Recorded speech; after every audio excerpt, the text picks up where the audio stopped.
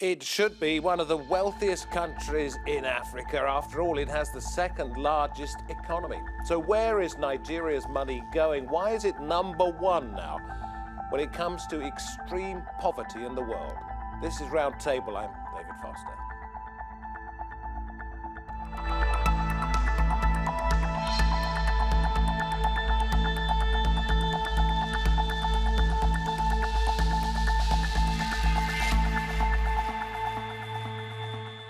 The President of Nigeria, Muhammadu Buhari, said he would end corruption when he came to power 3 years ago. Yet Nigeria has continued to slide way, way down the scale when it comes to bribery and backhanders. The national coffers are pretty much empty and extreme wealth is concentrated in just a few hands. The number of very poor is rising and rising.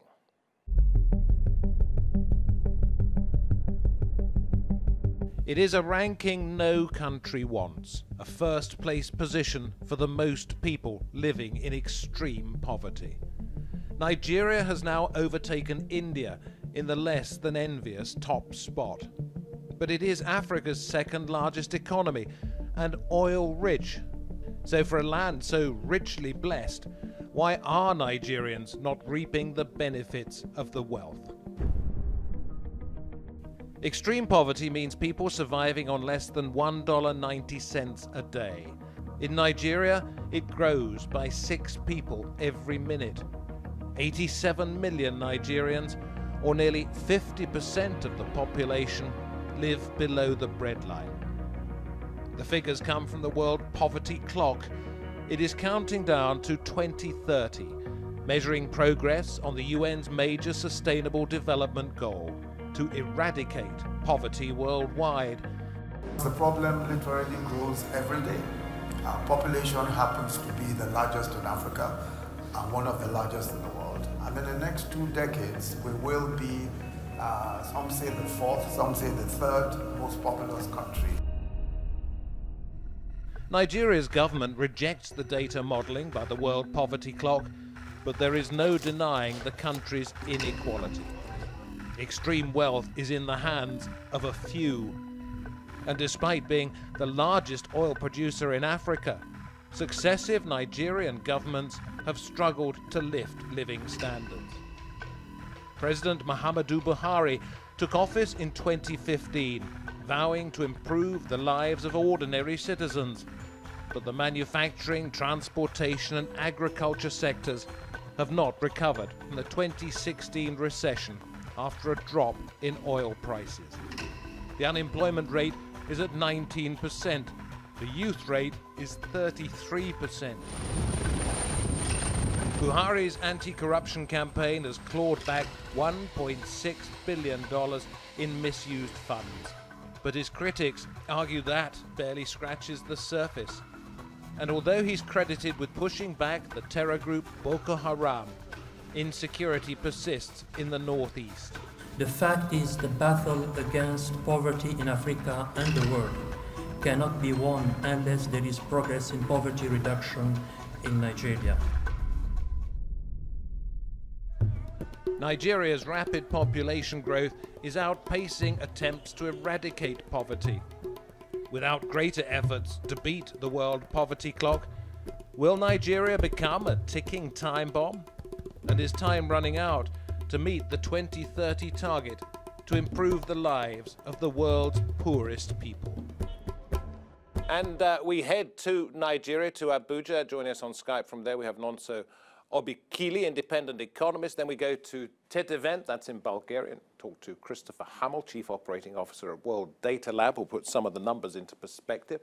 With me at the round table here, we have Michael Ehiosi Edihai, lawyer and a Nigerian political commentator, and Inidele Adedeji, teaching fellow in politics at SOAS.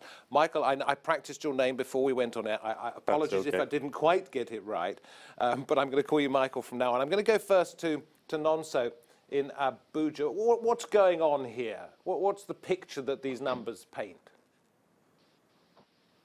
Well, the big picture is that Nigeria is now the poverty capital, and the poverty rates continues to rise, and it's something that has been going on for a while. It's in the news now because we are now the largest, country with the most number of poor people, But it's not a trend that started recently. It's a trend that has been going on for at least 2 decades. The poverty rate has been creeping up slowly and slowly. And in the context where the other major economies have grown and have made serious strides in reducing poverty, Nigeria now stands out as a country that is not making any progress. But why, when it has so much mineral wealth potential? I mean, the foundation is that the economy isn't growing fast enough in the right places. Michael, we're talking about 27 million people under the age of 14. We're talking about a young unemployment rate of 33%. Yes. This is a time bomb, isn't it? Well, yes, it's a time bomb. I mean, it's something that the successive governments have been warned about by various academics that trouble was coming. But the problem is, since the new government came into office, the problems have exacerbated because they didn't take the right decisions with regards to growing the economy. And in fact, their actions and inactions actually led to a recession, which exacerbated the problem. And then you also have the crisis in the northeast and the north central of the country, which has driven more people into unemployment and poverty. So the real fear is if we don't get serious leadership to take action now, then there's a real risk that the country will implode. Yeah, and we're going to talk about regional unrest and difficulties in just a moment. But Idi, when we're looking at the country that has the potential of Nigeria, is it incompetence that has allowed it to get here, or is it something that is completely out of the control of the country anyway? I'm not willing to give them as much leeway in terms of excuse making. I think it's a combination of incompetence and, as Michael said, just a lack of adequate preparation for the task at hand. It took the present administration under Muhammadu Buhari about 6 months or so, if I'm not mistaken, to announce a cabinet. Along with a string of other politically naive errors, which I think indicate a lack of preparation for the enormity of the task of rebuilding Nigeria's economy. You see, what I'm wondering is it Buhari's fault, or is it the fault of his predecessor, Goodluck Jonathan, or is it the fault of somebody before him, or what? And when Buhari got in, did he just open the books and say, oh, crikey, I can't sort this out? I mean, where did it all start? Where did it go wrong? I'd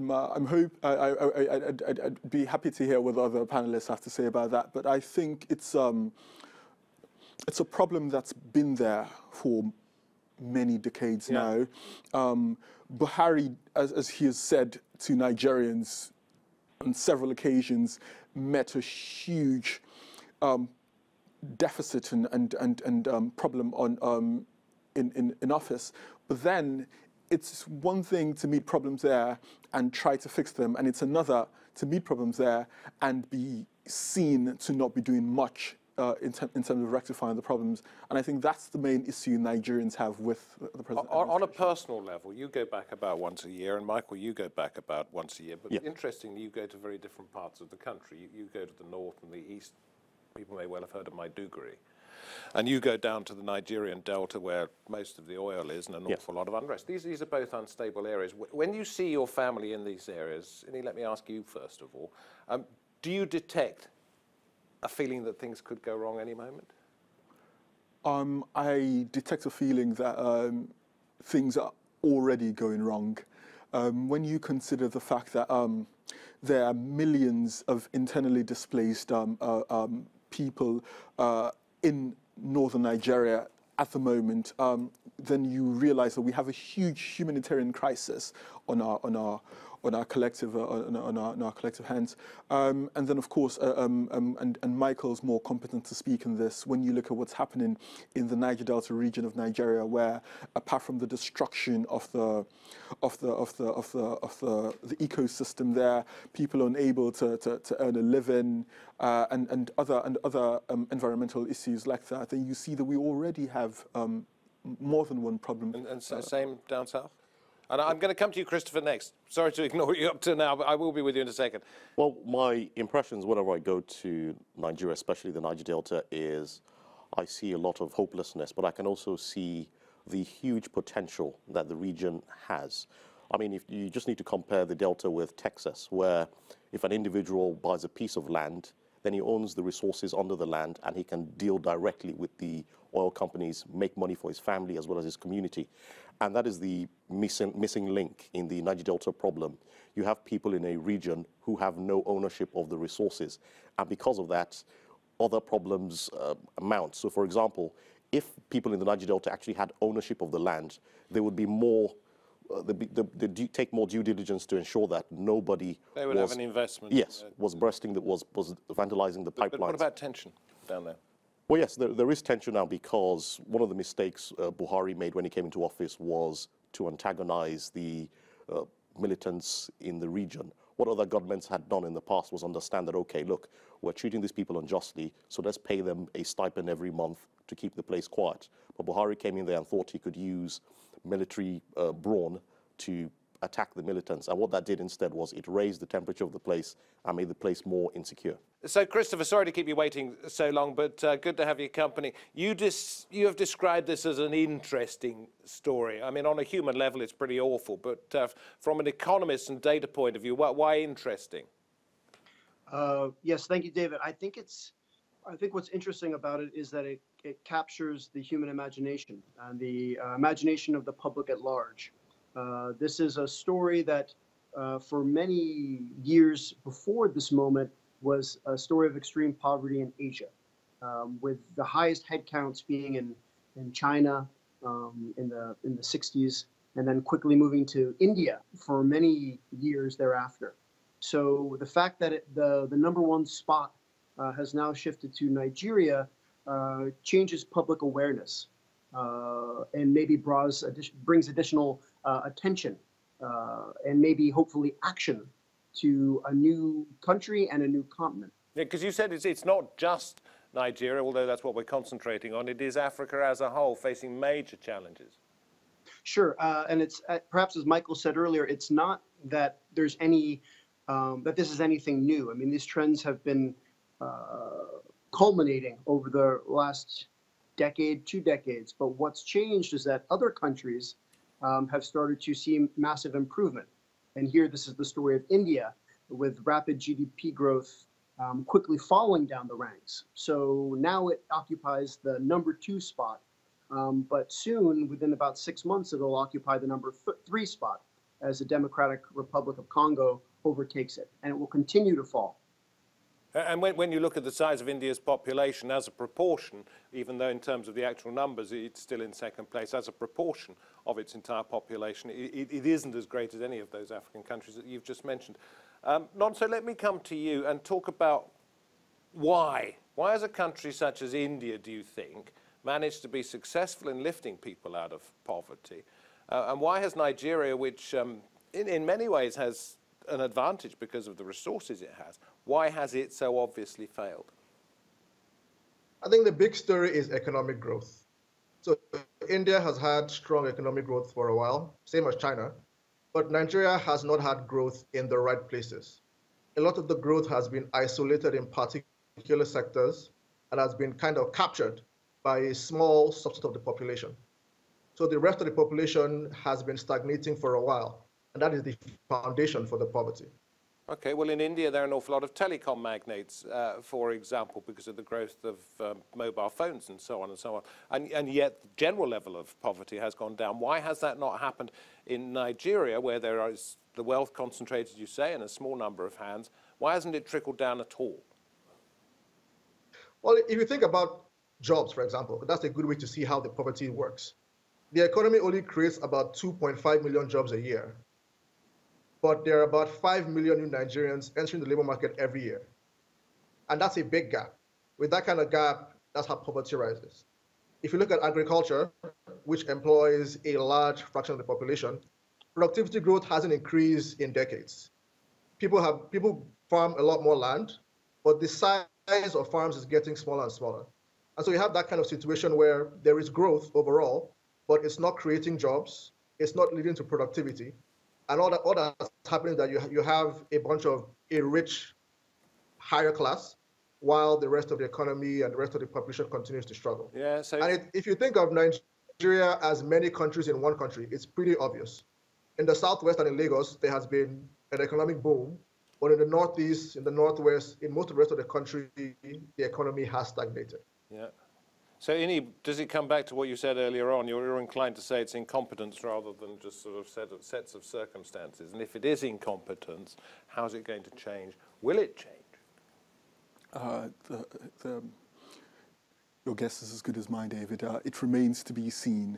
At the moment, we're yet to see any tangible economic plan, saying, any economic plan from the government showing an appreciation of the need to create more jobs, as Nonso alluded to. We've not seen any long-term economic, initiatives to, improve the agriculture, the agricultural sector, which could be a potential, a source of provision of, employment opportunities for the. So it would be possible to do it. And how would you do it then? I'm not you, but how could it be done? How could it be done? Well, it could be done if the right people were put in the right places. We do have a minister in charge of the agriculture economy, but we've not yet seen a reflection of that in terms of changes, in terms of opportunities for people who want to go into farming and things like that. Nigeria has essentially become a monocultural economy where we rely solely on revenue coming from crude oil, which is not sustainable in the long term. We used to be a multicultural economy, but then that's changed over the last 3 decades or so. Okay, so let's go back to something that you've just said. We used to be multicultural, no longer. Nonso said it's like so many different countries all in one, which brings us back to the factions and the fractious nature of Nigerian politics and the dangers of that. In the south, in particular, what is going to happen if things don't change? Well, the real concern is that the country will implode, because what is already happening is in the northern regions of the country, with the insecurity, a lot of internal displacement, there seems to be already a separation taking place, and people down south, on the other hand, seem to have relative prosperity. And if it continues at that rate, there's a real risk that literally the country might just go in different directions. But then in the middle, there'll be the risk of insecurity, because if one half of the country is unstable, then the instability will gradually begin to spread to the other half of the country. You might find that we have the Sierra Leonean example where there was a point where only Freetown was safe and the rest of the country was in crisis. So that we have that real risk that Lagos might be the only safe region and the other parts of the country will be in crisis. 187 million people. And when you have a president who's talking about the section of the population, the Igbos, very heavily involved in the Biafran civil war, he said, Igbos hate me because of what I did to them during Biafra, and I'll do it again if there is another civil war. People are stoking the fires, aren't they? Michael, Nonso, sorry, what do you say to that? I think it doesn't help. Those kind of statements don't particularly speak well. I mean, he's an old military dictator, so you can kind of understand his rationale. But as a democratic president elected to be president for everybody, those kind of statements shouldn't come out. Even if he really believes that, in the background, he shouldn't be making those kind of statements. So I was suggesting at the beginning of the program that he claimed to have had some sort of victory over Boko Haram up in the north of the area where Idi comes from. Is there a danger of a complete fracturing of Nigerian society, north-south perhaps, as Michael was suggesting here? And what would that lead to? I think when countries implode, they rarely happen in a big bang. They tend to implode slowly. And in that context, Nigeria is already imploding. There is almost no state in the country where there is no military operation to quell some kind of security problem. From the northeast to the northwest to the north central to the south, southeast, almost everywhere has a big security challenge that is already burning. And in that context, the country is already on the cliff. I think the big question is whether we can change the architecture of the country to something that works for everybody. And I think that's the problem that is even beyond Buhari. It's a problem for the political class, and if they can figure out a way forward. Is it possible, in your opinion? It is possible. I never give up hope, and there's a famous quote that Nigeria is an expert at dancing on the brink. So it's not hopeless, but it's not a given. Okay. Can I just go to Christopher very quickly, because he's been quite patient out there. We'll come back to you in just a moment, Michael. Do you see this insecurity, this major problem of ineptitude, if you like, being reflected across Africa, or can you point at success stories to which Nigeria could perhaps look? Yeah, we're asked this question a fair amount. I think the problem is that development is such a local phenomenon and has to take into consideration local dynamics as they relate to history and politics, ethnic strife or ethnic collaboration. So the idea that a model can be copy-pasted from a neighbor, particularly in the case of Nigeria, which is so specific because of its oil revenue and oil-based economy, I don't think holds. I think it might be better to look at other oil-based economies and see how they were diversified and changed over time to become more supportive of the overall, supporting the overall social contract with the population. But one thing I will say is, maybe we haven't discussed this enough, you know, demography is destiny, so to speak. And here we've got a case of a population rising rapidly, you know, 2.4% a year on average through 2030. And so we've got this massive youth bulge that's coming in Nigeria now. We predict somewhere on the order of 150 million people will be under the age of 25 in Nigeria by 2030. So if you were to focus any particular policies now on trying to change the future for the better, it should really be one oriented towards youth and towards youth employment, because this is the biggest, this is probably the biggest challenge that Nigeria faces. So guys at the table, you wanted to say something, I know, but my question's going to be, is Buhari therefore out of touch? He's an old man. Well, that's the point I was going to make, that fundamentally Buhari is the main obstacle to economic growth and progress, because his political ideology is predicated on the idea that the state should run the economy. But every country in the world that has made remarkable progress has understood that, look, we have to allow the private sector and the market to drive the economic growth. But a lot of the policies that will need to take place are policies that Buhari is fundamentally opposed to. So the IMF, for example, he's fundamentally opposed to privatization, even with the current economic the financial deficit with the economy, with the state. He's decided that he wants to launch a national carrier, national airline, when the state is already struggling to fund its own budget. So these are the things people have been talking, economics have been saying to him, look, you need to open up the economy, allow the private sector, drive reform in the airports, in aviation, in education, in the technology sector, open up the economy so that investment can come in. But fundamentally, he's opposed to that type of economic thinking. And that's why we're getting if he heard what Michael had to say, and would we reject it out of hand, or would he perhaps take it on board? Let's just say his antecedents don't show him to be the most attentive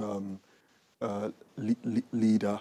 I think this brings us back to what Nonso was saying about the Nigeria's political class being out of touch, and the need for there to be an overhaul of the This is where we're going to round the programme off, because I'm going to ask you, is there such a different class ready to take over, either democratically or perhaps having to push Buhari and his generation to one side? I think the class is there. I think they just need to be mobilised to do so. And will they only be mobilised by problems within Nigeria, or is there a democratic movement to see them installed in some way or another? I think a coalition is gradually being built. I think people are tired of complaining. People are tired of being tired of the current Nigerian situation, and I think that in itself is propelling people to come together to say, how can we fix this? Quick final word from Nonso out there. Is that possible? I think it's possible. I think the movement that brought Buhari to power is an example of a country that's looking for a new direction. And if it can happen once, there's no reason why it can happen again. So I'm optimistic that we can somehow figure out a way to change the political structure, but it won't be easy. And it may take a number of years. Listen, thank you, Christopher, for joining us from Bulgaria, putting it into context. Donso, thank you very much. Michael, Ini, thank you for joining us on this program. So we'll put a spotlight on Nigeria, a country of 186 million people, but where the population is growing by more than 2.5% every year. The youth bulge, as it was described, is going to be a problem, with youth unemployment at the moment running at more than 33%. Unrest in Nigeria, the world's poverty capital. What can be done? That's what we've been talking about on Roundtable. Thank you to my guests for taking part in the discussion. Thank you for watching. From me, David Foster, and the team, goodbye for now.